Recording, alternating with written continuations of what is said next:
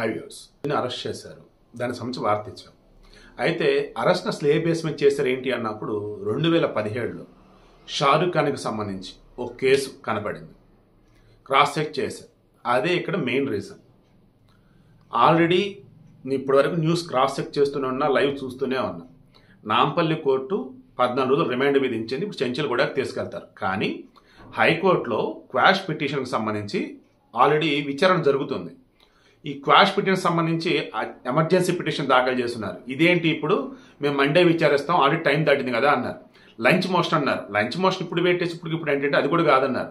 Then Niranjan Reddy అని చెప్పేసి నాకు తెలిసి సీనియర్ లాయర్ ఆయన, ఐ థింక్ వైసీపీ తరఫున కూడా వాదించినట్టున్నాడు. ఐ థింక్ ఎంపీ కూడా అనుకుంటా. సో పాయింట్కి వస్తున్నాం. వాళ్ళు ఏం చెప్పినారు, మేము ఆల్రెడీ మొన్న బుధవారం రోజే కోర్టులో రిజిస్టర్ చేసి పెట్టినాము, కేసు వచ్చేసి త్వరగా ముందు విచారించండి అని చెప్పేసి అర్జెంట్ మొత్తం ఎక్స్ప్లెయిన్ చేశారు కింద మీద పడి. దెన్ ఇప్పుడు 4 గంటలకు విచారణ చేస్తుంది. క్వాష్ అలో చేయాలా లేదండి. క్వాష్ అలో చేస్తే కేసు కొట్టేస్తారు. క్వాష్ అలో చేయకపోతే ఇప్పుడు ఆల్రెడీ లోయర్ కోర్టు ఉంది కదా, నాంపల్లి కోర్టు, అది విధించినట్టుగా 14 రోజులు జ్యుడిషియల్ రిమాండ్ అయితే మ్యాండేటరీ.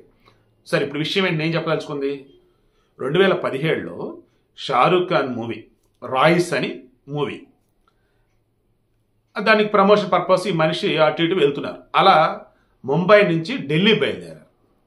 అది 2017 జనవరి 27 I think so, Vadodara area, Gujarat Vadodara train ఆగింది. ఒక్కసారిగా 15,000 మంది వచ్చారు. తొక్కిసలాట జరిగింది, చనిపోయారు. దెన్ ఆ కేసు అటు ఇటు మొత్తం చెక్ చేశాక షారూఖ్ ఖాన్ మీద కేసు ఫైల్ అయింది. ఆల్రెడీ దిగుకోట్లు ఆయన మీద పనిష్మెంట్ అన్నట్టు కూడా చెప్పుకుంటూనే వచ్చింది. సుప్రీంకోర్టుకి వెళ్ళాడు. చివరికి సుప్రీంకోర్టులో ఆయనకి రిలీఫ్ దొరికింది అనమాట. మరి సుప్రీంకోర్టు రిలీఫ్ దొరికింది, అది ఇప్పుడు తీసుకున్నట్టయితే ఇప్పుడు ఇతని మీద కేసు పెట్టకూడదు.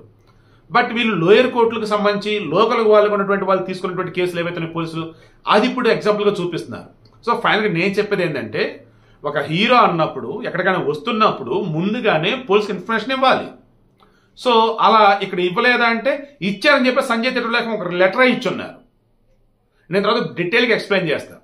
ఈ వీడియో నేను మెయిన్ చెప్పదలుచుకుంది, ఏదైతే నాంపల్లి కోర్టు రిమాండ్ విధించిందో అది కంటిన్యూనా కాదనేది కాన్సెప్ట్లో హైకోర్టు చెప్పే జడ్జిమెంట్ బేస్ అయి ఉంటుంది.